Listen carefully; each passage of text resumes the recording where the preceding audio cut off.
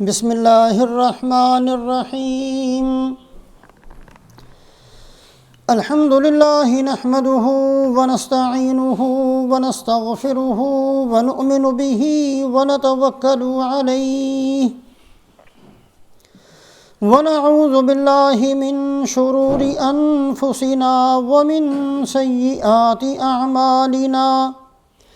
من يهده الله فلا مضل له ومن يضلله فلن تجد له وليا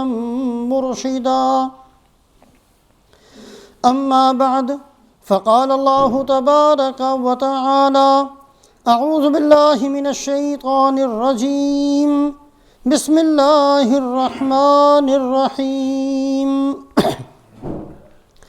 ولا تهنوا ولا تحزنوا وأنتم الأعلون إن كنتم مؤمنين إن يمسسكم قرح فقد مس القوم قرح مثله وتلك الأيام نداولها بين الناس وليعلم الله الذين آمنوا ويتخذ منكم شهداء والله لا يحب الظالمين وعن أبي عبيدة ومعاذ بن جبل رضي الله تعالى عنهما أن رسول الله صلى الله عليه وسلم قال إن هذا الأمر بدأ نبوة ورحمة ثم يكون خلافة ورحمة ثم ملكا عظوظا ثم كائن جبرية وعتوا وفسادا يستحلون الحرير والفروج والخمور يرزقون على ذلك وينصرون حتى يلقوا الله أو كما قال رسول الله صلى الله عليه وسلم۔ ایک معمولی اور ایک ادنا مسلمان ہونے کی حیثیت سے ہم سب اس بات کو جانتے ہیں کہ دنیا کے حالات کبھی بھی ایک جیسے نہیں رہے اور نہ ہی قیامت تک دنیا کے حالات ایک جیسے رہیں گے۔ دنیا کے اندر ہر روز تغیر تبدل یہ اللہ پاک کے نظام کا حصہ ہے۔ نہ چاہتے ہوئے انسانوں پر بیماریاں مسلط ہو جاتی ہیں، نہ چاہتے ہوئے جوانی رخصت ہو جاتی ہے، نہ چاہتے ہوئے والدین کا سایہ سر سے اٹھ جاتا ہے، نہ چاہتے ہوئے بہت سے عزیز رشتہ دار ساتھ چھوڑ جاتے ہیں۔ اسی طریقے سے نہ چاہتے ہوئے پورے معاشرے کے اندر بہت ساری تبدیلیاں آتی رہتی ہیں۔ یہی اللہ پاک کا نظام ہے، تلک الایام نداولها بین الناس۔ اللہ فرماتے ہیں کہ حالات کو ہم بدلتے رہتے ہیں، دنوں کو ہم بدلتے رہتے ہیں۔ اس زمین پر کبھی اچھے حالات آئے اور آتے رہیں گے،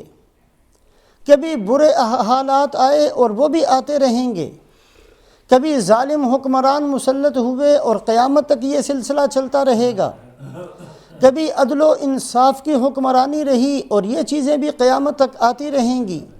تلک الایام نداولها بین الناس، اللہ پاک کا نظام ہے کہ دنیا کے اندر اللہ پاک نے حالات کو ایک جیسا نہیں رکھنا۔ حضرت محمد صلی اللہ علیہ وسلم نے اپنی امت کو جن حالات کی خبر دی ہے، ابھی جو حدیث پاک پڑھی ہے، اس حدیث پاک کے اندر آپ صلی اللہ علیہ وسلم نے 4 طرح کے احوال کی خبر دی۔ ایک حالت تو رسول پاک علیہ السلام نے فرمایا ان ھذا الامر بدأ نبوۃ ورحمہ۔ ایک دور تو اس امت پر ایسا بہترین دور ہے کہ وہ دور تو نہ پہلے کبھی آیا اور نہ قیامت تک کبھی آئے گا، اور وہ دور ہے سرکار دو عالم حضرت محمد صلی اللہ علیہ وسلم کا دور۔ اللہ پاک نے رحمت کے دھانے کھول دیے، اللہ پاک نے رسول پاک علیہ السلام کو رحمت للعالمین بنا کر مبعوث فرما دیا۔ اس امت کے بہت سارے مسائل کو اللہ پاک نے آپ کی برکت سے حل فرما دیا۔ اس امت کے تھوڑے سے عمل پر بہت بڑے بڑے بدلوں کا وعدہ فرما دیا، اس امت کی بخشش کا اعلان فرما دیا، اس امت کے اوپر ایسی نعمتیں فرما دیں کہ رمضان المبارک کے ہر روز 10 لاکھ بندوں کی بخشش اللہ فرمائیں گے۔ بہت سارے وعدے سرکار دو عالم حضرت محمد صلی اللہ علیہ وسلم کی برکت سے اس امت کے ساتھ کر دیے۔ ایک دفعہ سرکار دو عالم صلی اللہ علیہ وسلم بہت غمگین اور پریشان تھے۔ حضرت جبرائیل علیہ السلام تشریف لاتے ہیں، آپ کی پریشانی کا پوچھتے ہیں۔ جب آپ نے فرمایا کہ میں اپنی امت کے بارے میں پریشان ہوں، تو حضرت جبرائیل علیہ السلام اللہ پاک کا پیغام پہنچاتے ہیں، وَلَسَوْفَ يُعْطِيكَ رَبُّكَ فَتَرْضَى۔ اے محمد صلی اللہ علیہ وسلم، اللہ آپ کو آپ کی امت کے بارے میں اتنا دیں گے کہ آپ خوش ہو جائیں گے، اللہ آپ کو راضی کر دیں گے۔ ایک حدیث پاک کے اندر فرمایا آپ صلی اللہ علیہ وسلم نے کہ ایک دفعہ میں نے اللہ پاک سے سوال کیا، دعا مانگی کہ اے اللہ قیامت والے دن میری امت کا حساب میرے ہی ہاتھ میں دے دیجئے۔ اللہ پاک نے پوچھا کہ آپ ایسا کیوں چاہتے ہیں؟ آپ صلی اللہ علیہ وسلم نے فرمایا تھا کہ میری امت ساری انسانیت اور ساری امتوں کے سامنے رسوا نہ ہو جائے۔ اللہ پاک نے فرمایا کہ اے محمد صلی اللہ علیہ وسلم، ہم تو آپ کی امت کو آپ کے سامنے بھی رسوا نہیں کرنا چاہتے۔ رسول پاک علیہ السلام کی برکت اور آپ کی وجہ سے رحمتوں کا نازل ہونا، ایک تو یہ دور ہے، ایسا دور اس امت پر، اس انسانیت پر نہ کبھی آیا تھا اور نہ قیامت تک کبھی آئے گا۔ ان ھذا الامر بدأ نبوۃ ورحمہ، اللہ پاک نے نبوت اور رحمت کو حضرت محمد صلی اللہ علیہ وسلم کے ساتھ جو بھیجا، یہ اس امت کا سب سے بہترین دور ہے۔ حضرت عیسیٰ علیہ السلام جب نازل ہوں گے تو چونکہ حضرت عیسیٰ علیہ السلام امتی بن کر آئیں گے، لیکن ان کی نبوت والی برکات موجود ہوں گی، اس لیے وہ بھی بطور عکس کے ایسا دور ہوگا۔ حضرت عیسیٰ علیہ السلام کے نزول کا وقت کہ اللہ کے حکم سے درندے پھاڑنا چھوڑ دیں گے، سانپ ڈسنا بند کر دیں گے، بچھو نقصان پہنچانا چھوڑ دیں گے، بھیڑیا اور بکری ایک جگہ پر پانی پینا شروع کر دیں گے، رحمتیں اور برکتیں نازل ہونا شروع ہو جائیں گی۔ حضرت عیسیٰ علیہ السلام کی برکت سے جو حقیقتاً سرکار دو عالم حضرت محمد صلی اللہ علیہ وسلم ہی کی برکات ہیں، ایسا زمانہ آ جائے گا۔ حدیث پاک میں فرمایا حتیٰ تکون السجدۃ الواحدہ خیر من الدنیا وما فیہا، ایک آدمی کو اگر اختیار دیا جائے کہ ایک سجدہ کر سکتے ہو یا یہ ہے کہ پوری دنیا تمہیں مل جائے، وہ کہے گا جی مجھے دنیا نہیں چاہیے۔ اعمال کی قدر و قیمت دلوں میں اتنی بیٹھ جائے گی کہ ایک آدمی ایک سجدے کو پوری دنیا پر ترجیح دیا کرے گا۔ یہ رسول پاک علیہ السلام کا ہی زمانہ اور آپ ہی کی برکت کا حصہ ہوگا۔ تو آپ صلی اللہ علیہ وسلم نے ایک حالت کی تو خبر دی، ان ھذا الامر بدأ نبوۃ ورحمہ، اس امت پر نبوت اور رحمت کا ایک دور ہے۔ دوسرا دور آپ نے فرمایا ثم یکون خلافۃ ورحمہ، دوسرا دور خلافت کا ہوگا، حکمران ہوں گے لیکن وہ اپنی نہیں چلائیں گے، بلکہ رسول پاک علیہ السلام کے مکمل فرما برداری کرنے والے، مکمل دین پر چلنے والے، بادشاہ بن کر زندگی گزاریں گے نہیں بلکہ خلیفہ بن کر اس امت کے اوپر حکمرانی کرنے والے۔ یہ خلافت راشدہ کا دور ہے۔ آپ صلی اللہ علیہ وسلم نے فرمایا کہ یہ دور بھی رحمت اور برکت کا دور ہوگا۔ حضرت عمر رضی اللہ تعالیٰ عنہ کے زمانے کے اندر دریائے نیل جو مصر کے اندر ایک دریا ہے، مصر والوں کی عادت یہ تھی کہ وہ دریا سال میں ایک دفعہ خشک ہو جایا کرتا تھا، اور اس کو چلانے کی ایک صورت یہ ہوتی تھی کہ ایک کنواری لڑکی کو بنا سنوار کر اس کو بھینٹ کے طور پر اس سمندر میں، اس دریا میں پھینک دیتے تو پھر یہ دریا چلا کرتا تھا، ورنہ نہیں چلا کرتا تھا۔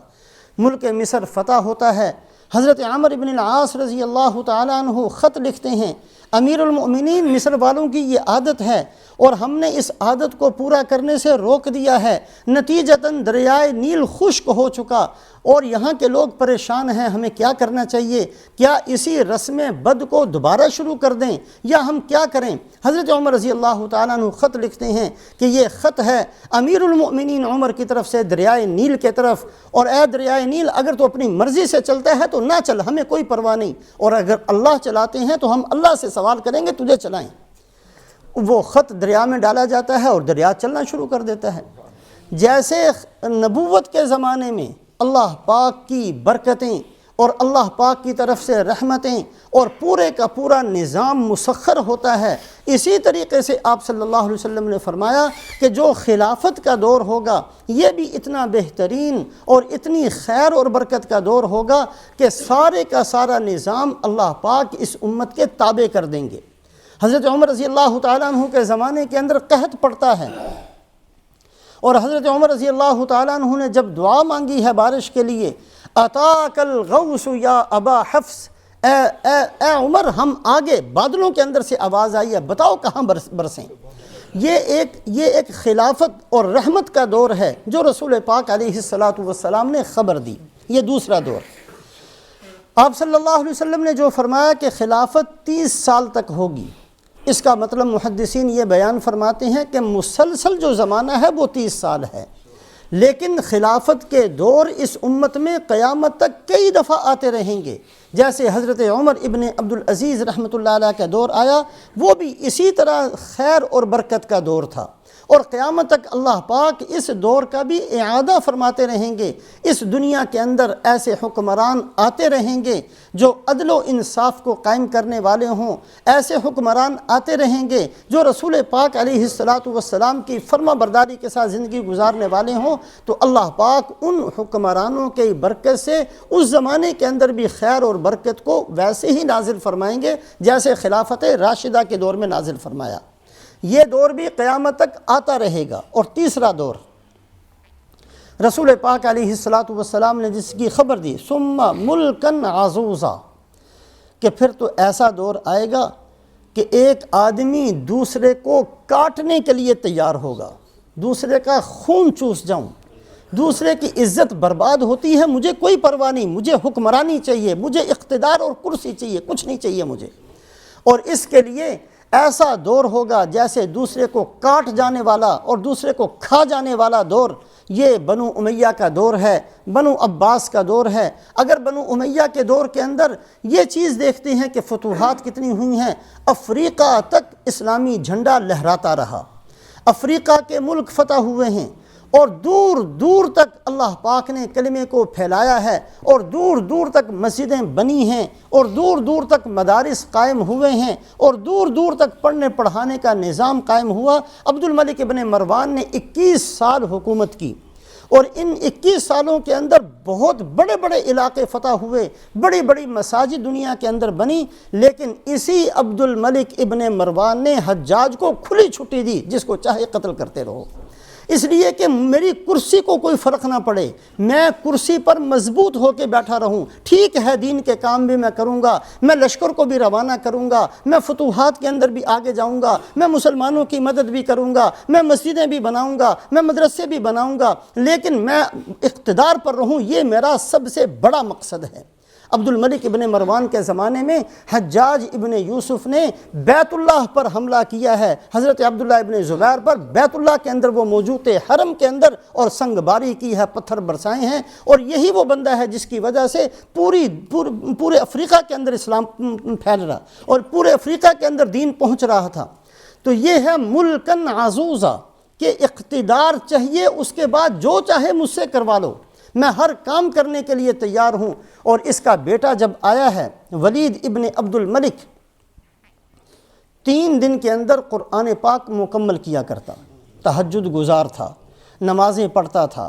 اور ہر طرح کے دین کے کام کے اندر پیش قدمی کیا کرتا تھا، بہت نیک اور صالح سمجھا جاتا تھا۔ لیکن اس کے دور کے اندر یہ قانون بنا تھا کہ ہر خطبہ دینے والا خطیب حضرت علی رضی اللہ تعالیٰ عنہ پر منبر پر بیٹھ کر لعنت کیا کرتا، یہ قانون بھی ساتھ بنایا۔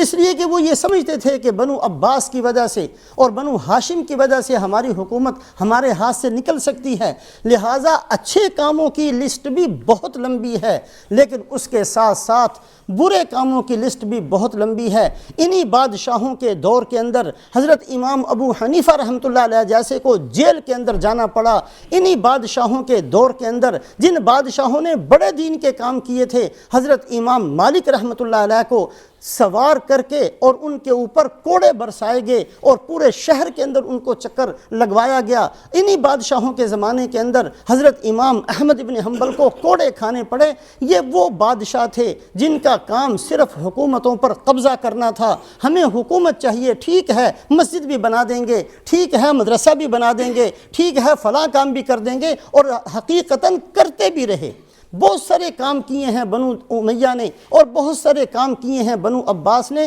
لیکن ملکن عزوزا،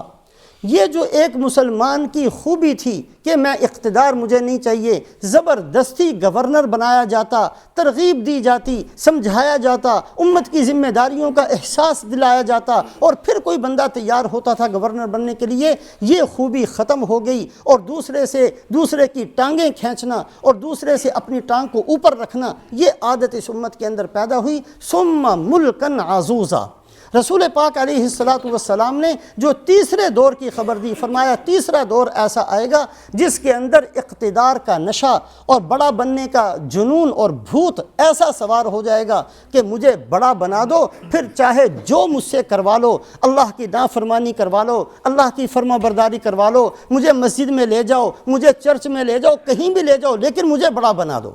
یہ جو ایک تصور ہے اور یہ جو ایک ذہن ہے، یہ ذہن بن گیا تیسرے دور کے اندر، اور رسول پاک علیہ السلام نے جو اس تیسرے دور کی خبر دی ہے، یہ دور بھی قیامت تک بار بار آئے گا،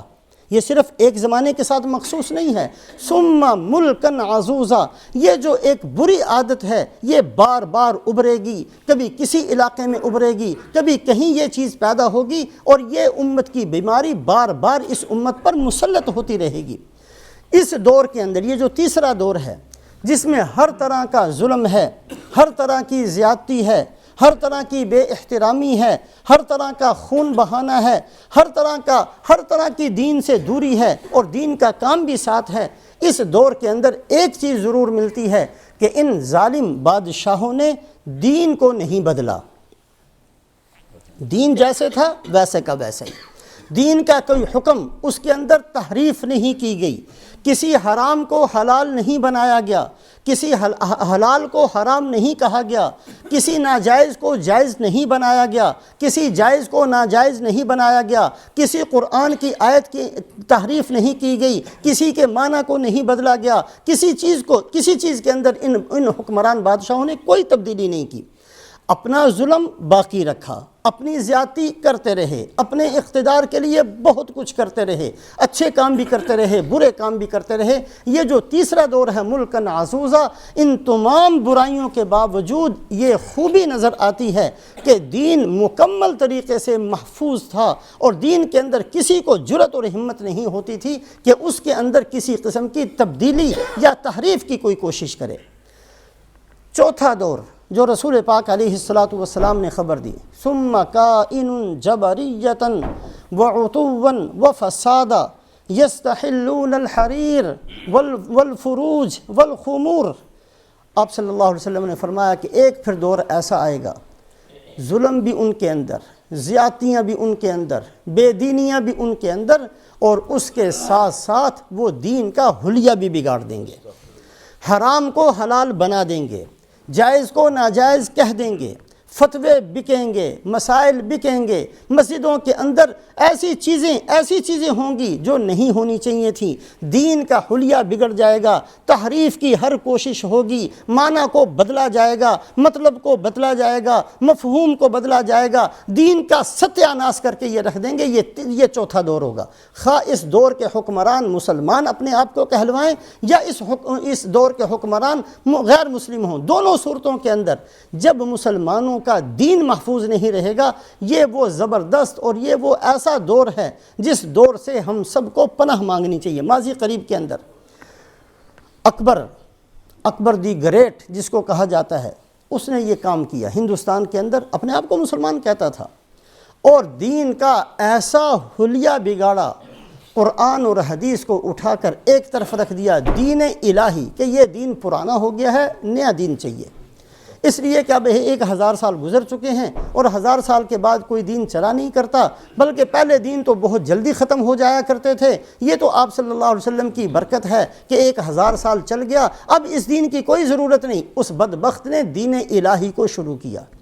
اور دین الہی کے اندر سب سے بڑا اصول اس نے یہ بنایا کہ بادشاہ کو حق ہے کہ دین کے کسی بھی حکم کو منسوخ کر سکتا ہے، اور دین کی کسی بات کے اندر بھی اضافہ کر سکتا ہے، یا دین کے کسی بات کو بھی کینسل اور ختم کر سکتا ہے، یہ تمام اختیارات بادشاہ کو حاصل ہیں۔ یہ قانون بنا کر اس نے دین کے اندر تحریف شروع کی۔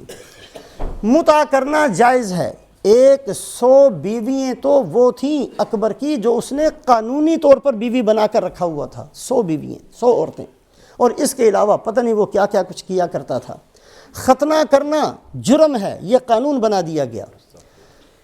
غسل جنابت کوئی ضروری نہیں ہے، جیسے آدمی پیشاب کرتا ہے صرف وضو کر لے، ایسے ہی غسل جنابت کی کوئی ضرورت نہیں۔ داڑھی کو رکھنا جرم ہے، داڑھی منڈوانا بالکل جائز ہے، اس لیے کہ جنت کے اندر کسی کی داڑھی نہیں ہوگی۔ ایسی بیہودہ باتیں کر کر کے پورے دین کا حلیہ بگاڑ کر رکھ دیا۔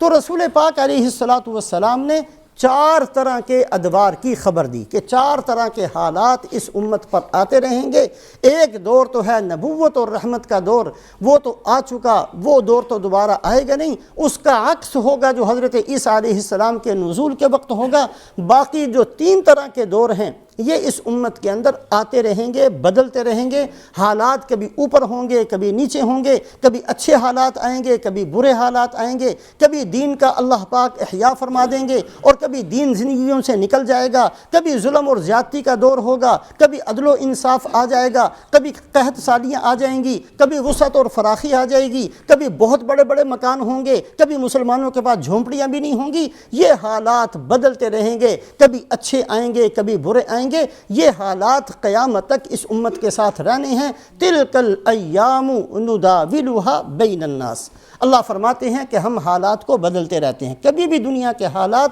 ایک طرح کے نہیں رہے، اور قیامت تک ساری دنیا کے حالات ایک طرح کے نہیں رہیں گے۔ ایسے دور میں کرنا کیا ہے؟ ہم لوگوں کی ذمہ داری کیا ہے؟ رسول پاک علیہ السلام نے جو اپنی امت کی تربیت فرمائی ہے، سب سے پہلی بات تو یہ ہے کہ ہم اپنی ذمہ داریوں کا احساس کریں۔ آج ہم نے اپنی ذمہ داریاں بہت چھوٹی سی بنا لی۔ آج میں صرف ایک باپ بن کر سوچتا ہوں، یا ایک خامند بن کر آدمی سوچتا ہے، یا زیادہ سے زیادہ ایک دادا جان بن کر سوچتا ہے، اس سے زیادہ ہماری سوچ نہیں ہے۔ حالانکہ رسول پاک علیہ السلام نے اپنی امت کو اس سطح پر چھوڑا تھا اور ایسی تربیت فرمائی تھی کہ ہر آدمی پورے معاشرے کا حق اپنے ذمے سمجھتا تھا۔ جس شہر کے اندر میں رہتا ہوں اس شہر کا حق ہے میرے ذمے، جس محلے کے اندر میں رہتا ہوں پورے محلے کا حق ہے میرے ذمے، جس مسجد کے اندر میں رہتا ہوں پوری مسجد کا حق میرے ذمے ہے، جس بازار کے اندر میں تجارت کرتا ہوں اس پورے بازار کا حق میرے ذمے ہے۔ مسلمان کے ذمے بہت سارے حقوق ہیں، اور اس مسلمان کی ذمہ داری ہے کہ ان تمام حقوق کو ادا کرے۔ چند مہینے پہلے ہمارے استاد حضرت مولانا محمد احسان الحق صاحب، اللہ پاک ان کو لمبی عمر اور خیر و برکت نصیب فرمائے، وہ تشریف لائے، اور انہوں نے یہاں ڈیوزبری کے اندر کہا کہ بھی جتنے میرے شاگرد ہیں وہ سارے کے سارے آؤ۔ تو 8-10 ہیں اس ملک کے اندر جو ہم نے ان سے پڑھا ہے، تو میں بھی تھا اور بھی سارے وہ ساتھی ان کے پاس پہنچے، تو انہوں نے کوئی تقریر نہیں کی، کوئی لمبا چوڑا بیان نہیں کیا۔ رات کا وقت تھا، ہم سے کہنے لگے کہ اچھا ایک بات بتاؤ، اس ملک کے اندر تم لوگ آئے، اس ملک سے بہت سارے فائدے بھی اٹھائے ہوں گے، اس ملک والوں کے لیے تم نے کیا کیا؟ اس ملک سے آخر فائدے اٹھائے ہیں، بہت سارے فائدے اٹھائے ہیں، اور ہم سب نے اٹھائے ہیں۔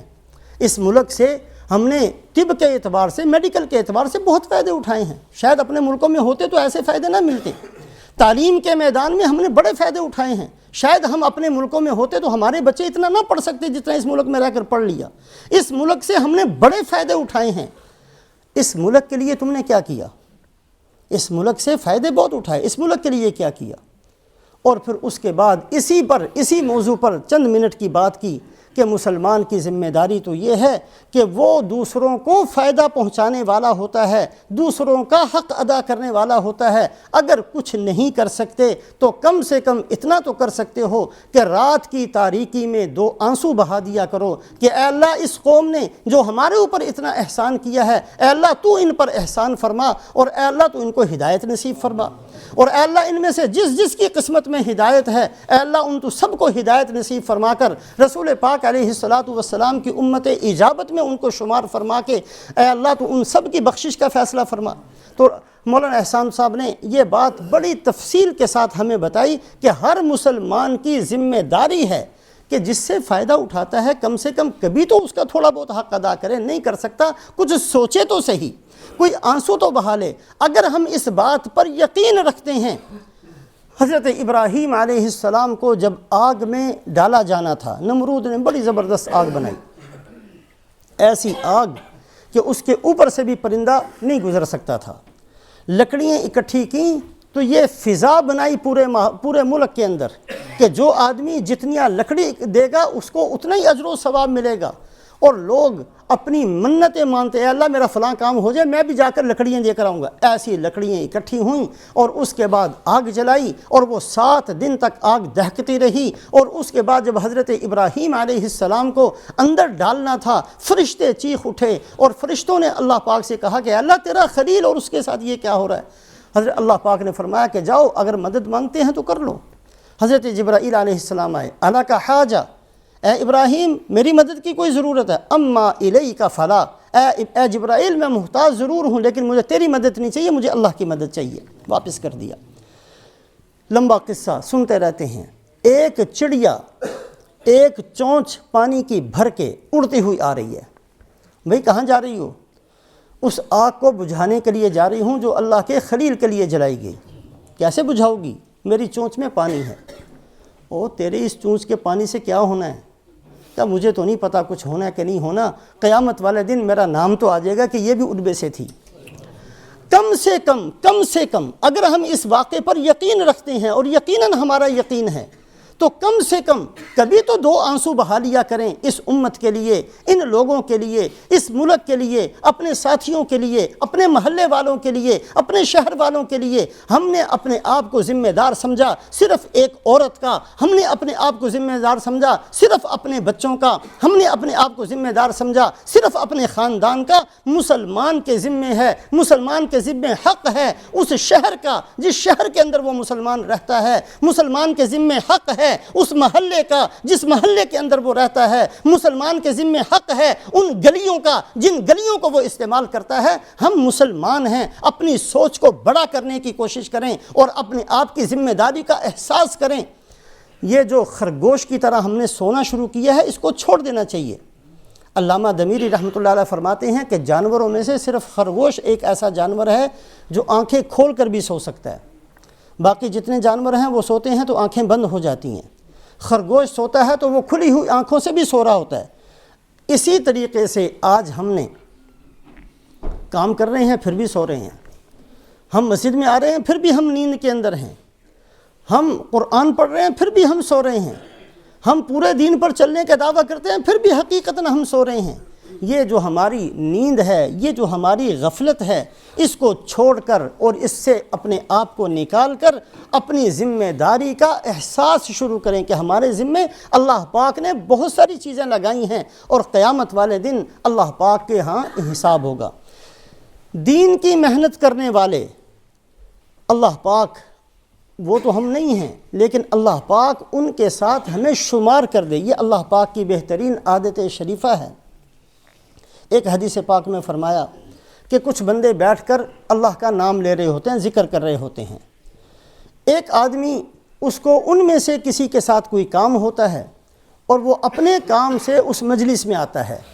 اور آ کر جس بندے سے کوئی کام ہے اس سے اپنی بات کرتا ہے اور وہ جانے لگتا ہے، تو اللہ پاک فرشتوں کو کہتے ہیں کہ اس کو بھی انہی کے ساتھ شمار کر کے لکھ لو۔ فرشتے کہتے ہیں کہ اے اللہ یہ ان میں سے نہیں ہے، یہ تو اپنے کام سے آیا تھا، اس کی اپنی غرض تھی، اس نے بیٹھ کر کوئی تیرا نام نہیں لیا، کوئی ذکر نہیں کیا، کوئی دین کا کام نہیں کیا، یہ ان میں سے نہیں ہے۔ اللہ فرماتے ہیں میں بھی جانتا ہوں یہ ان میں سے نہیں ہے۔ ہؤلاء قوم لا یشقی جلیسہم، یہ ایسے لوگ ہیں کہ ان کے ساتھ بیٹھنے والے کو بھی میں محروم نہیں کیا کرتا۔ تو میرے محترم بزرگوں اور دوستوں، قیامت والے دن جہاں نام آئے ان بندوں کا جنہوں نے اپنی ساری جوانی خرچ کی ہو امت کی خیر خواہی میں، جنہوں نے اپنی ساری صلاحیتیں خرچ کی ہوں امت کی خیر خواہی میں، جنہوں نے ساری رات اٹھ کر اللہ کے سامنے آنسو بہائے ہوں، جب ایسے لوگوں کا حشر ہو تو ان میں اخیر کے اندر کہیں ہمارا نام بھی آ جائے کہ اس بندے نے بھی ایک رات کھڑے ہو کر یہ دعا مانگی تھی کہ اے اللہ امت پر رحم فرما دے۔ یہ اپنے آپ کو بھول گیا تھا اس وقت، اس کے اوپر غم کا غلبہ ہو گیا تھا کہ اے اللہ پوری امت کا کیا بنے گا، یہ سارے کے سارے مرنے کے بعد ان کی قبر کا کیا بنے گا، اور ان کی پل صراط کی زندگی کا کیا بنے گا، اور حشر کے اندر ان کا کیا بنے گا، اور جہنم میں اگر ان کا فیصلہ ہو گیا تو ان کا کیا بنے گا، یہ کیا کریں گے بیچارے، ان کا مجرم کون ہے، ان کی ذمہ داری کس پر ہے۔ اس بات کو سوچ کر اس بندے نے بھی دو آنسو بہا لیے تھے۔ میرے محترم بزرگوں اور دوستو، اللہ ہمیں ان میں سے شمار فرما دے۔ رمضان المبارک کے برکت کی راتیں اور برکت اور قبولیت کے اوقات ان چیزوں کو قیمتی بنانے کے اوقات ہیں۔ کتنا سارا حصہ رمضان المبارک کا گزر چکا ہے، چند دن باقی ہیں، اور یہ جو چند دن ہیں یہ زیادہ قیمتی دن ہیں، اس لیے کہ انہی دنوں کے اندر لیلۃ القدر ہے، انہی دنوں کے اندر اعتکاف جیسی عبادت ہے۔ انشاءاللہ منگل والے دن سے اعتکاف شروع ہوگا، 20ویں روزے سے مغرب سے لے کر جب تک عید کے چاند کا اعلان ہوگا یہ اعتکاف کا زمانہ ہے۔ اپنے کاموں کو چھوڑ کر پڑ جانا، اعتکاف کس کو کہتے ہیں؟ اعتکاف کہتے ہیں اللزوم والاستمرار لغرض من الاغراض، یہ اعتکاف کی تعریف ہے۔ کسی دروازے پر چپٹ جانا اور کسی کو پکڑ لینا، کسی کے دامن کو تھام لینا، کسی کو مجبور کر دینا کہ میری ضرورت پوری کرو گے تو میں تمہیں ہلنے دوں گا، اس کا نام ہے اعتکاف۔ کہ اے اللہ میں ظاہری طور پر میرے پلے کچھ نہیں ہے، میں ظاہری طور پر سب کو چھوڑ چھاڑ کر اور میں تیرے گھر میں آ کر بیٹھ گیا ہوں، میں سوالی ہوں، میں نے سوال کرنا ہے اور میں اپنے سوال کو پورا کر کے ہی لے کے جاؤں گا۔ ظاہر کا اثر ہوتا ہے باطن پر بھی۔ حضرت موسیٰ علیہ السلام کے جو مقابلے میں آنے والے جادوگروں نے صرف ظاہر بدلا تھا اپنا، اللہ پاک نے ہدایت کا فیصلہ فرما دیا۔ جب اللہ پاک نے ان سب کو ایمان کی دولت دے دی اور حضرت موسیٰ علیہ السلام نے کہا کہ اللہ جس فرعون نے ان سب کو بلایا تھا وہ تو محروم رہ گیا، اور یہ جو جادوگر میرے مقابلے میں آئے تھے ان سب کو آپ نے ہدایت دی۔ اللہ نے فرمایا انہوں نے تیرے جیسے کپڑے پہن لیے تھے اور میری رحمت نے گوارا نہ کیا کہ جو تیرے جیسے کپڑے پہنے ان کو میں محروم کر دوں۔ تو اللہ پاک ہمیں ان میں سے شمار فرمائے۔ یہ اعتکاف اس چیز کی مشق ہے کہ اے اللہ ظاہری طور پر میں نے سب سے تعلق توڑ کر صرف تیرے دربار میں آ کر بیٹھ گیا ہوں، اور اے اللہ میری یہ غرض ہے، میری دعا ہے اور یہ میرا مقصود ہے، اے اللہ اس کو تو نے پورا کرنا ہے۔ اللہ پاک اس کو پورا فرماتے ہیں۔ اعتکاف کرنے والا ایک دن کا اعتکاف جہنم سے 3 خندقیں بندے کو دور کر دیتا ہے۔ ایک دن کا اعتکاف جہنم سے 3 خندقیں بندے کو دور کر دیتا ہے۔ اعتکاف یہ 3 طرح کا ہوتا ہے۔ ایک اعتکاف تو ہے جس کو کہتے ہیں فرض اعتکاف، اور یہ فرض اعتکاف یہ ہوتا ہے کہ کوئی بندہ منت مان لے کہ میرا فلاں کام ہو گیا تو میں اعتکاف کروں گا۔ اس اعتکاف کو کرنا، ادا کرنا فرض ہے، اور اس کے لیے رمضان المبارک کی شرط نہیں ہے، پورے سال میں کسی وقت بھی یہ اعتکاف کیا جا سکتا ہے۔ اس میں شرط صرف یہ ہے کہ کم سے کم 1 دن کا ہو اور اس کے ساتھ روزہ بھی ہو، یہ فرض اعتکاف ہے۔ ایک ہے نفلی اعتکاف۔ نفلی اعتکاف تو جب بھی بندہ کوئی مسجد میں آئے مسجد کے اندر اعتکاف کی نیت کر لے کہ جب تک اے اللہ میں مسجد میں ہوں میں اعتکاف کے ساتھ ہوں، جب بھی مسجد چھوڑ کر جائے گا اس کا اعتکاف ختم ہو جائے گا، دوبارہ مسجد میں آئے تو اعتکاف کی نیت کر لے۔ یہ نفل اعتکاف ہے اور اس کے اندر بھی اجر و ثواب ملتا ہے۔ تیسرا اعتکاف جو رسول پاک علیہ الصلاۃ والسلام کی ہمیشہ عادت تھی، اور یہ ہے رمضان المبارک کے آخری 10 دنوں کا اعتکاف۔ یہ فرض کفایہ ہے۔ فرض کفایہ کا مطلب یہ ہے کہ اگر تو کسی محلے میں کوئی بھی نہ کرے تو سارے محلے والے گناہ گار ہوں گے، 1-2 بندے بھی کر لیں تو سب کی طرف سے فریضہ ادا ہو جائے گا۔ یہ فرض کفایہ ہے۔ 10 دن 20ویں روزے سے لے کر آخر تک یہ اعتکاف رسول پاک علیہ الصلاۃ والسلام کی عادت مستمرہ تھی۔ ہمیشہ آپ صلی اللہ علیہ وسلم نے اس اعتکاف کو پورا فرمایا، بلکہ زندگی کے اندر ایک دفعہ آپ نے 20 دن کا اعتکاف بھی کیا، اور ایک دفعہ آپ صلی اللہ علیہ وسلم نے پورے مہینے کا بھی اعتکاف کیا۔ ازواج مطہرات کی بھی عادت تھی، ازواج مطہرات کی بھی عادت یہ تھی کہ وہ بھی اپنے اپنے حجرے میں اعتکاف کیا کرتی تھیں۔ مردوں کا اعتکاف مسجد کے اندر، عورتوں کا اعتکاف ایک کمرے کے اندر، ایک کمرہ کوئی بھی منتخب کر لیں اور اس کمرے سے صرف ضرورت اصلیہ کے لیے، مثلا بیت الخلاء کے لیے جا سکتی ہیں، وضو کے لیے جا سکتی ہیں، اور کسی کام کے لیے اس کمرے سے باہر نہیں نکل سکتی۔ عورتیں بھی اعتکاف کر سکتی ہیں اپنے گھروں کے اندر، اور مردوں کا اعتکاف ہے مسجدوں کے اندر۔ حضرت آپ صلی اللہ علیہ وسلم نے فرمایا کہ جو بندہ اعتکاف کرتا ہے ہوا یعتکف الذنوب، سب سے پہلی تو اعتکاف کی فضیلت یہ ہے کہ ایک آدمی اگر اس کے سامنے گناہ ہو، وہ گناہ کرنے کا ارادہ کرے، پھر اس کے دل میں اللہ کا ڈر آ جائے، وہ چھوڑ دے، اس پر بھی ایک نیکی لکھی جاتی ہے۔ ایک آدمی گناہ کی نیت کرے اور پھر اس کو چھوڑ دے کہ نہیں میں نے نہیں کرنا، میں نہیں اللہ کی نافرمانی کرتا، تو یہ نیت کرنے کے بعد گناہ کو چھوڑ دینا، اس پر بھی ایک نیکی لکھی جاتی ہے۔ اعتکاف کرنے والے کے بارے میں فرمایا کہ جب وہ اعتکاف کرے گا تو اللہ پاک جتنے دنیا کے اندر گناہ ہیں، ہر گناہ کو چھوڑنے کی جو نیکی ہے وہ اس کے نامہ اعمال میں لکھ دیں گے۔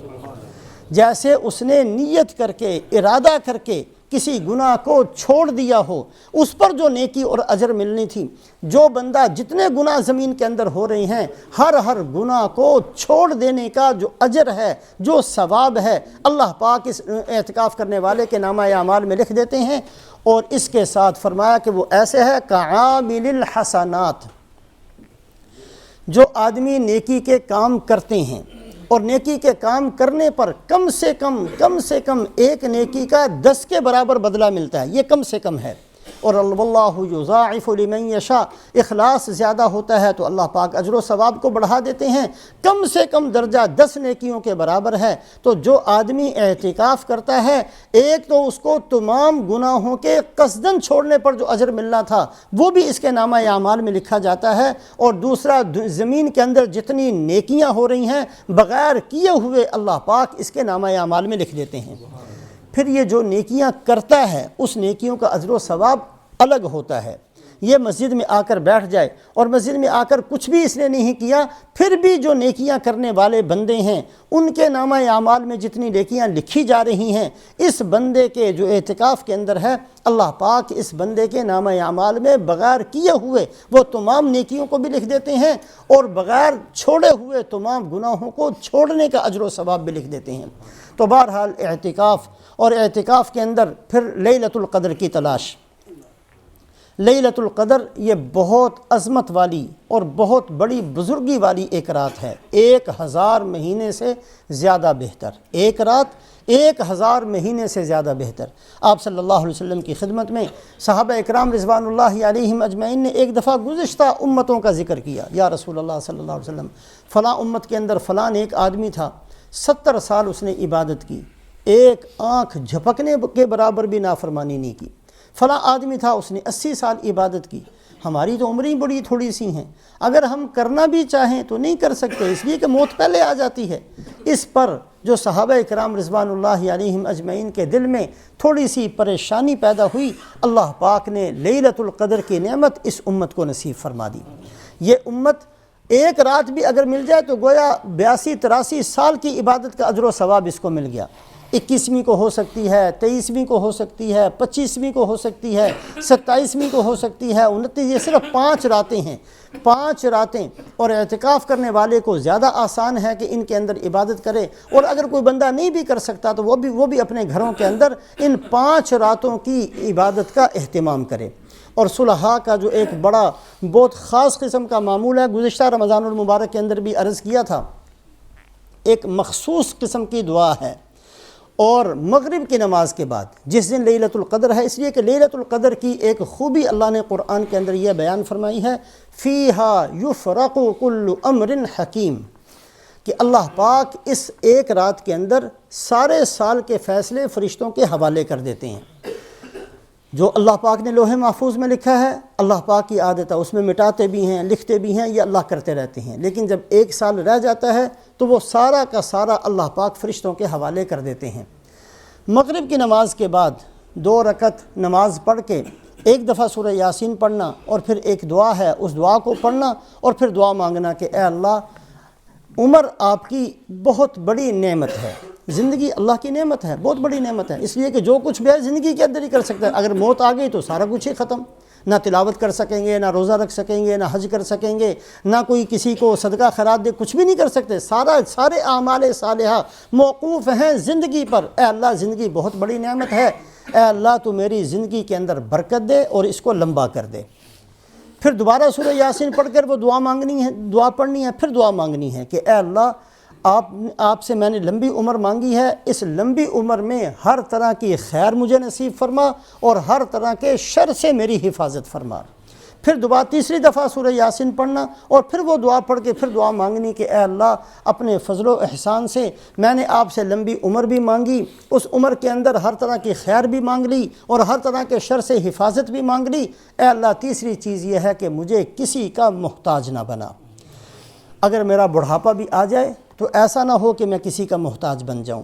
میں نہ کھا سکوں نہ پی سکوں، میں اپاہج بن جاؤں، میں معذور بن جاؤں، میری آنکھیں کام نہ کریں، میرا دماغ کام نہ کرے، میرے ہاتھ پاؤں کام کرنا چھوڑ دیں۔ اے اللہ ایسی حالت میرے اوپر مسلط نہ ہو، مجھے کسی کا محتاج نہ بنا۔ اے اللہ صرف اپنی ذات عالی کا محتاج رکھ۔ یہ 3 طرح کی دعائیں خاص طور سے اس رات کے اندر مانگنا، اس لیے کہ اللہ پاک کی عادت شریفہ ہے یمحو اللہ ما یشاء ویثبت وعندہ ام الکتاب۔ اللہ پاک نے جو لوح محفوظ میں لکھ دیا ہے اس میں رد و بدل کر کے تبدیلی کر کے بندوں کے جیسے جیسے اعمال ہوتے ہیں اس کے حساب سے لکھ کے پھر اللہ پاک وہ پورے کا پورا دفتر فرشتوں کے حوالے کر دیتے ہیں، اور یہ کام لیلۃ القدر کے اندر ہوتا ہے۔ اور لیلۃ القدر متعین طریقے سے نہیں بتائی گئی، 21ویں کو بھی ہو سکتی ہے، 23 کو بھی ہو سکتی ہے، 25 کو بھی ہو سکتی ہے، 27 کو بھی ہو سکتی ہے، 29 کو بھی ہو سکتی ہے۔ لہٰذا کم سے کم ان 5 راتوں کے اندر ان دعاؤں کا اہتمام کرنا۔ اور پھر دوبارہ نئے سرے سے میں عرض کرتا ہوں